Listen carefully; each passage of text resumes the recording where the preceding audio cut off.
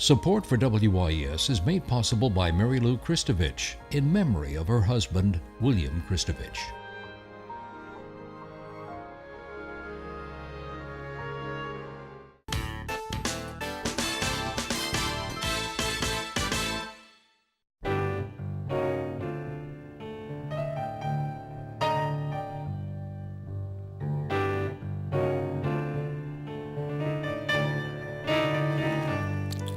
Good evening, I'm Peggy Scott Laborde, and welcome to Steppin Out, spotlighting the New Orleans area's arts and entertainment scene. Seated at our table tonight, Gwen Thompkins, host of the radio program Music Inside Out, airing twice weekly on WWNO Radio. Hey, Miss Gwen. Hello. Great to see you. Thanks for having me.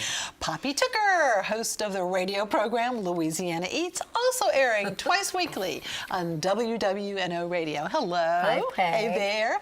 And art artist, gallery owner, and musician, and so much more, George Schmidt. Good to see you, George. Nice Getting the to be here. George Thank you. update. We can't see him enough. No. Okay. And Steppin Out theater critic Alan Smason of theatercriticism.com. Welcome, Mr. Alan. And later on, we're going to be visiting with Tulane Summer Lyric's artistic director, Michael McKelvey. And we have a performance by cast members of the Leonard Bernstein tribute this weekend. But first up, Poppy on a somber note. Yeah, we have to start off with a little sad talk about Miss Ella Brennan, who passed away yesterday at the age of 92. What really strikes me about Ella is I don't believe there is another human who, for 7 decades, affected the hospitality industry in the way that she did. Liz Williams said to me today, well, you know, Ella invented hospitality as we know it today, and she really did, and she will be sadly missed. It was so wonderful last night that they didn't light the lights at Commander's. I thought that was a Broadway-style tribute, wasn't it? And when I certainly, I mean, we could go on, the whole show could be that, and very worthwhile, of course, as always, but the mentoring. Whether it's Emerald Lagasse, and here we have Emerald right here, or of course earlier Paul Prudhomme. So in so many ways she reached out, didn't she? More than mentoring. For one thing, you know, everybody credits Paul Blanchet. It was really Ella and Owen who came up with the idea we have to use bananas, and they liked the way that Mom cooked them at home. So even Bananas Foster, we have Ella to thank for that. She said that she could tell there was a great chef present because she could see the magic in his hands. And anybody who would like to hear a little bit more of Ella in her own voice, we have a Louisiana Eats podcast that's an interview with Ella going up tonight. So everybody can listen to Miss Ella one last time. Now for some happy news. The Pythian Market opened up. We've all been waiting a long time, and it took a lot of work to get that incredible 110-year-old building into the remarkable condition that it is. You know, I really was not familiar with that amazing history at the Pythian Market. And of course, they have murals inside that reflect the incredible place that the Pythian held during the Jim Crow era. And there's A.P. Turow and the woman who would become his wife. Yes, and, it's beautiful in there. It's beautiful in there. And all I can say is that if you don't know where to eat, go to the Pythian Market because you can eat anything there. First of all, surprising to me, 2 nearby neighborhood restaurants, 14 Parishes, the Jamaican restaurant, and Central City Barbecue have outposts there. And Central City Barbecue is experimenting with an espresso bar concept there called Roustabout Coffee. Food trucks finally are getting some bricks and mortar there with La Cocinita and those delicious Venezuelan arepas that Rachel and Benoit Angulo have become so famous for, Frenchies, grilled cheese and hand-cut fries, and fete with Southern comfort food. Then there's a modern take on Vietnamese, you know, pho rito is something that is pho real. And there's poke bowls, rotisserie chicken, the Marabou wood-fired oven pizza, and Thousand Figs. they're going to open up a Little Fig there, and they're both coming in a couple of weeks. They're not there right now, but middle of June. Open Sunday through Thursday, 7 a.m. to 9 p.m., Friday and Saturday from 7 a.m. till 10 p.m. And then once again this year, I am the honorary chair of Dining Out for Life. You know, we have got Dining Out for Everything fundraisers these days. I'd like to point out that it was the No AIDS Task Force who created that model with Dining Out for Life. There are 50 restaurants participating. At least 20% of the proceeds or more for next Thursday, June 7th, that's Dine Out Day, goes to the No AIDS Task Force Crescent Care. And I'd like to give a special shout out to Toop South, Bistro Orleans, and the Country Club in the Bywater, who are donating 50% of the proceeds from Thursday's sales. And you can see a complete listing of the restaurants at Dining Out for Life. And then continuing right in that theme, Drag Queen Brunch, Sunday, June 10th, benefiting Crescent Care, another fundraiser for them, at Two Jacques Restaurant. 3 courses, bottomless mimosas, $60, 4 drag queens, Brittany Alexander, Madonna-thon, Lana O'Day, Laveau Contraire, and the mistress of ceremonies, the very famous Miss Kitty Fouché. Oh, boy. Oh, boy. I hope everybody will join me. You've never had such a good time, trust me. Thank you, Bobby. And we are experiencing this week, Miss Gwen, Birdfoot Festival and Rebirth coming up. Huh? Absolutely, it's true. I mean, the Birdfoot Festival is something I look forward to every year. It's been going on for about 7 years now. It's a wonderful new layer to the classical music scene in New Orleans. And on Saturday night is the finale. It's the last event of this year's festival. And I'm going to be there, to be honest with you. I love it. It's at 7, there's going to be a concert that features some youth from the area, young musicians who've been practicing this whole past year to perform some of Haydn's music. And then at 8 o'clock at the, and this is all at the Jazz and Heritage Foundation Performance Center, you know, on North Rampart Street. And so the second event on Saturday night will be at 8 o'clock, and it's going to feature so many performers from all over the world, you know, from Hungary, from Canada, from Britain, obviously from the United States. And they're going to be performing this really interesting program called The Devil's Violin, which, of course, is just such a sexy title. I'm in, you know. And, you know, the violin has always been associated with the devil. At least it has been since I think the 16th century, I want to say. And I guess it's because it's such a fascinating and you know, I mean, thrilling instrument, maybe too thrilling, exactly, for church-going folk of the 16th, 17th, and 18th centuries. You know? But anyway, so this event on Saturday night at 8 is going to feature some of the early 20th century performers composers who actually began modern music in classical. So we're talking about Ravel, we're talking about Enescu, you know, the wonderful Romanian artist. We're also talking about Stravinsky. So I think it's just going to be absolutely marvelous, you know. And you know, this is a time of year. It's quiet. The festivals are kind of have wound down. Actually, it's so hot outside. Nobody wants to go anywhere. So you can actually experience lots of great music if you are into maybe shaking your tail feather. You know what I mean? On Saturday night, there's always Rebirth. You know what I mean? The Rebirth Brass Band. They're going to be celebrating their 35th anniversary at Howlin' Wolf on Saturday night. 35 years. 35 years. I mean, Okay. can you imagine what these people have done for this city in terms of the joy that they've brought to New Orleans, you know? Through thick and thin, through fire and flood, you know? There's always been rebirth. Now, I know you wanted to briefly mention one of our favorite writers, Mr. Jason Berry. Yes, that's right. And that's for the folks who are interested in maybe staying home this weekend and maybe listening to some music. I was going to say Dr. Michael White's album, Tricentennial Rag, is out, of course. You might want to listen to that. And he is attached to this Jason Berry project, which is going to be a film that's coming out later on, hopefully before we all decide to give out our Christmas presents, or maybe, you know, maybe just after. But it's a film that's going to be on the jazz funerals of New Orleans as a lens, you know, I mean, through which we can actually look at the evolution of the city. And I think it's going to be marvelous. It's a project that aligns with Jason Berry's book, you know, City of a Million Dreams. Isn't that a great title? Isn't it? Yeah. It really is. And of course, they have a Kickstarter program going on. And so if you're interested in clicking for Kickstarter, then you might want to go and look for City of a Million Dreams film, and give it a few shekels. Yeah, he's so bright, and so many wonderful books have come from Jason, that's for sure. Absolutely. We've got 6 days. Yeah, thank you very much. Thank you. And New Orleans Magazine's quiz queen, Julia Street, has a question for us. Last time, Mary Kay Barbet gave us the names of a statue honoring female Marines at Elks Place and its sculptor, my Marine, the sculptor Enrique Alferez. Now, tonight's question.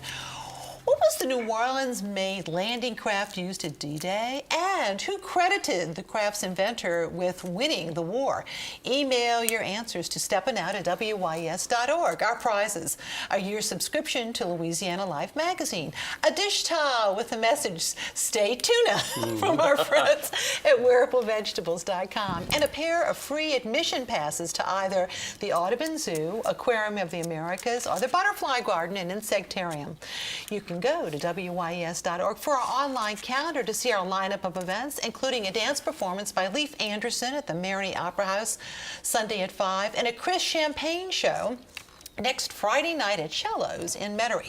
You can also link to our WYS YouTube channel to see our program. Now, George, we just haven't seen you in a while, and in terms of on camera, that is, and we wanted to just, check out what you got going with your you were so versatile in terms of your historical paintings, and you're doing something a little different. So let's go through all this. Okay, Julia Street, how long? Oh, I've been down there, I would say about, my friend Jack Stewart offered me his attic. It's 630 Julia Street. It was 5,000 alcoholics in an 8 square block area, and now there's only one. Me. See, I was the bohemian that moved into the place and made it safer for the more timid classes that followed. I got to see the whole panoply. Well, you're, of course, so well known for your historical paintings. Many of them are at the Intercontinental, but you've also done etchings of some of those. One of my favorites is Louis Armstrong as King of the Zulus, oh, yeah. 1949. That was a part That's of a a great series one. I did about the history of Mardi Gras. I had. I love this, and I have one of those. That's one of my pride and You see joys. that car is a 1949 Plymouth. That dates the event. It was in Yes. 1940. I actually saw this when I was a kid. Really? I was standing next to my mother. She was a real Louis fan, and that's all we listened to.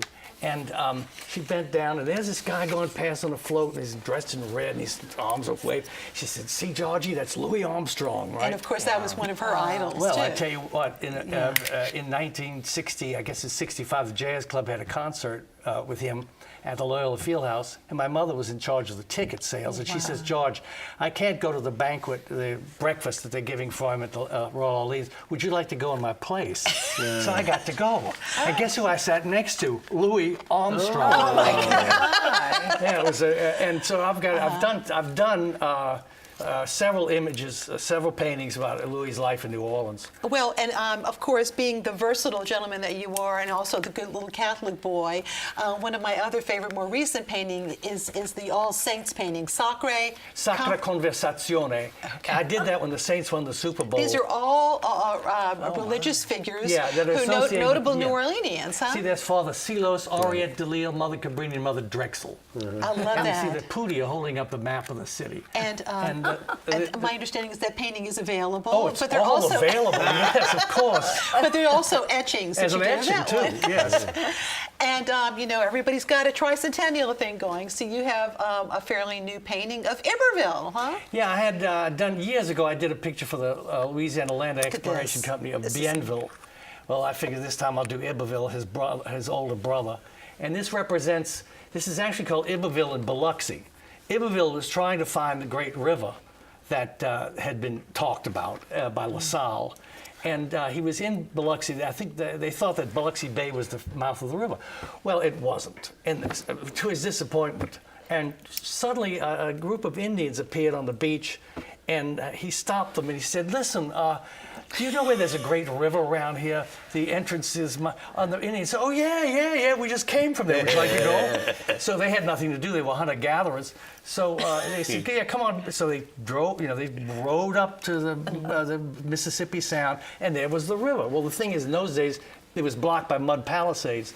So Iberville, so how do you get around it? And they said, oh, it's easy. It's easy. You go through the lakes. You see, so they went through Lake Bond. He named that day after Lake Bond was named after the Minister of Marine's son. Then they get into Pontchartrain, named after the Minister of Marine. Then he takes him up, the Indians took him up a bayou, which you call Bayou St. John because it was St. John's Day. Then they walked across, which is now Bayou Road and Grand Route St. John, all the way to the river. And there you go. And Iberville said, well, gee, isn't that fabulous? But how do you get up the river? And they said, oh, it's easy, it's easy. You take your boat and you go along the bank, and there's no current. So they rode all the way up to what's now Gonzales, and there was a bayou that took them across to another lake, Lake Maurepas, which is the other Minister Reed's son. Well, as much as I could listen to you all night here, just one last thing to say that you're also embarking on a little bit of a different abstract form too. You've got these paintings that are of flowers, so Yeah, it's a different kind of George Schmidt as well too. Well, I was taught by an abstractionist, Pat Trevino, a really great painter, great teacher. And so he said, George, it's all Look abstract. at this. This is all That's how about you that. do it. Totally different. You can't not do it any other way. And so I've kind of had it in my system. And just, like a couple of years ago, I sort of seeped out, if you know what I'm There getting you at. go. Well, go and visit George, 626 Julia. I'll be a waiting. good time. A good time will be had by Oh, us. yes. I have prices to fit every pocketbook. Absolutely. Almost every pocketbook. Thank you, George. And now for something completely different. 2018 marks the 100th birthday of Broadway and classical music legend Leonard Bernstein. And Tulane is celebrating with a tribute. Earlier today, Tulane Summer Lyric Theater's artistic director, Michael McKelvey, visited our studio with cast members Amelia Jacquat, Emily Bagwill, Renell Taylor, and Aaron Richert.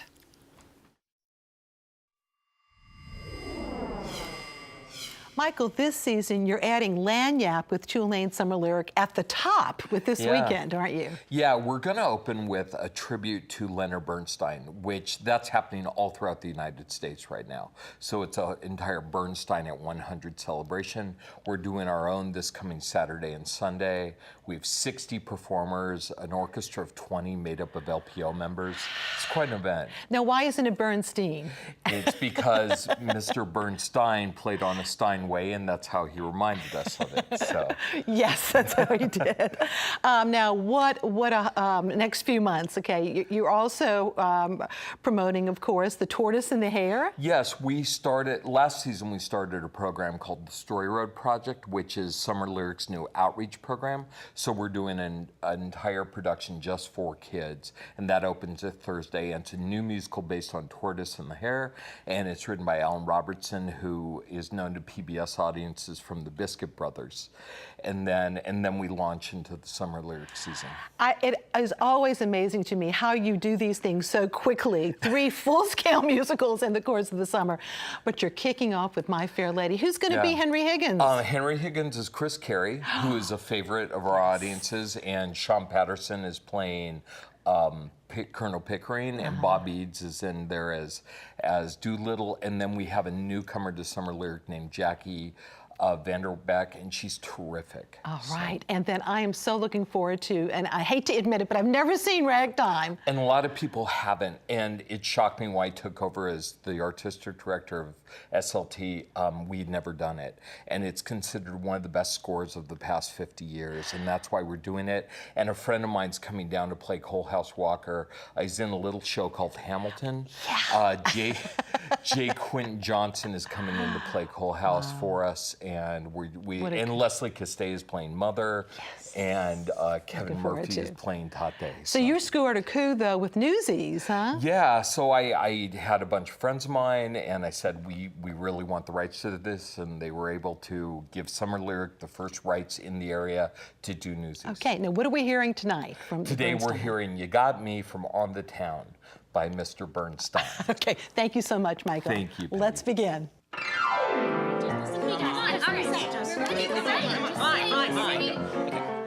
I'm eager to share my love and devotion. It's deep as the ocean. I've plenty to spare, and since it's so ample, I'll throw you a sample. I will fix you up on the spot, so forget the things you had not. Can't you see, kid, what a very rare treasure you've got? You got me, baby, you got me. You got my affection, baby, and my sympathy.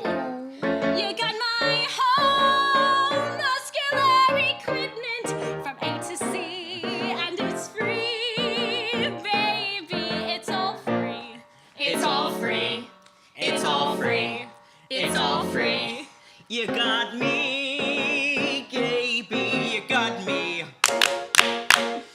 You got my enthusiasm on the land and sea. Whoop, whoop, whoop! You got my whole knack of getting ladies. It can't be beat, and it's free, baby. It's all free. It's all free. It's all free. It's all free.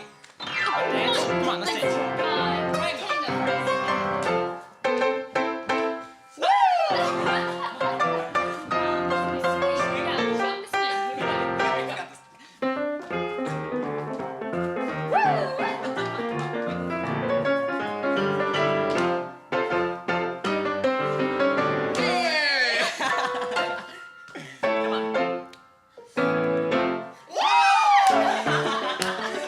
Yeah, let's finish it off. You got me, baby, you got me. You got a date with Lucy Schmieler, girl of mystery. Mystery, You got her whole reservoir of passion to fill your need, and it's free, baby, without fee. Baby, can't you see? Baby, it's all free. you got he. You got she, you got we. A reminder that performances of Bernstein at 100 will be tomorrow night and Sunday afternoon at Tulane's Dixon Hall. Visit their website to purchase tickets. And now, Alan. Well, up on Cripple Creek, now running at the First Unitarian Church on Claiborne and Jefferson, is Sueño, which means dream in Spanish. It's based on a work from 17th century artist Calderón de la Barca, but it was updated in 1999 by Jose Rivera. Sueño is a dark dream in which a king, Basilio, that's played by Andrew Vaught, is foretold to have had a son who will grow into a tyrant. That's Segismundo. Segismundo is apparently given sort of a bad prophecy there because in order to stop that prophecy from going into fruition, he has his son imprisoned and literally kept in the dark until he achieves young manhood. Segismundo meets Rosaura, played by Devon Tyler. She's a woman warrior, as it were. She turns out to also be his love interest eventually, and her sidekick Claren, played by comedic foil Ian Hawke. Jessica Lozano plays Estrella, who's attracted to Gismundo's cousin and his rival. That would be Estrella foal, played by Raheem Glassby, who's on there as well. There are a number of sword fights, and of course, because this is Cripple Creek, they don't use swords. Of course, they use round sticks to substitute. And their shout-outs to Kevin Murphy and Nicole Boyd Buckles for their excellent fight choreography and amazingly timed choreography. Sueño asks the bigger question, though, can love be returned after being treated in such a hateful manner? Mark Anthony Thomas plays Segismundo's captor who suffers when he's eventually freed. And this, of course, is Cripple Creek's last production as founder Andrew Vaught leaves for a new teaching position in Arkansas. And Emily Whelan, who directed this piece, will leave for the San Francisco-Oakland area. And, of course, we'll miss them both. It's playing now at First Unitarian, but it's also slated to play for free at DCI Prison, Bridge House, Grace House, and the steps of City Hall. And, again, I really give high marks to this production. Again, you can pick up a book from there. there if you want to kind of help them on their way. Original music by Brian Coogan and costumes by Ellen Bull. That's Sueño through June the 10th.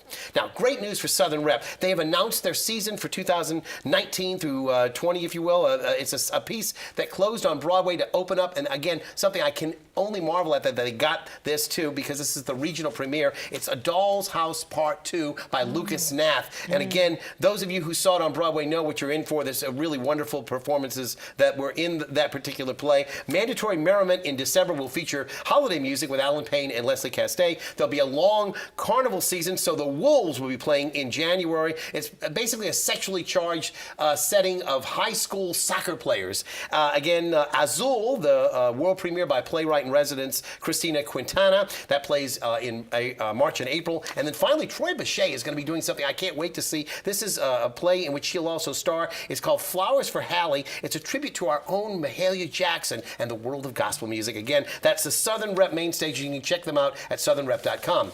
Meanwhile, the New Orleans Shakespeare Festival is getting ready to take the wraps off of one of the Bard's best-known works, but it's a work that's never been performed here. Believe it or not, I'm talking about All's Well That Ends Well, and it's directed by Amy Holtkamp. It stars A.J. Allegra, Alex Ates, who's come back from his position in Alabama, where he's in school, Leanne Pattison, Silas Cooper, Monica Cooper, and Shelley Johnson, just to name a few. Again, All's Well That Ends Well, weekends through June the 17th. Meanwhile, a group that has been put together, if you will, cobbled together, the Dazzle Dolls, will be holding court at the Vintage Arts Center. That's a new venue on Magazine Street. Tickets are still available for Sunday's matinee at 2:30 p.m. I want to let everybody know the Dazzle Dolls are veteran performers Courtney Anderson and Micah DeSonia, who we know from so many works at either the World War II Museum or with JPAS, along with Katie Bellarino. They'll be singing songs of divas through the decades. So I can't wait for that. That's, again, $20. The matinee's at 2:30 p.m. on Magazine Street. Again, you can go through eventbrite.com. And last but by no means least, the National World War II Museum is holding all of their auditions on the 9th and 10th of Saturday and Sunday of next week. That's the Stage Door Idols, the Dames at Sea, Pump Boys and Dinettes, Victory Bells. If you want to make an appointment with Erica, there's the information there, and you can go there. Thank you. Now time for our picks of the week. Gwen.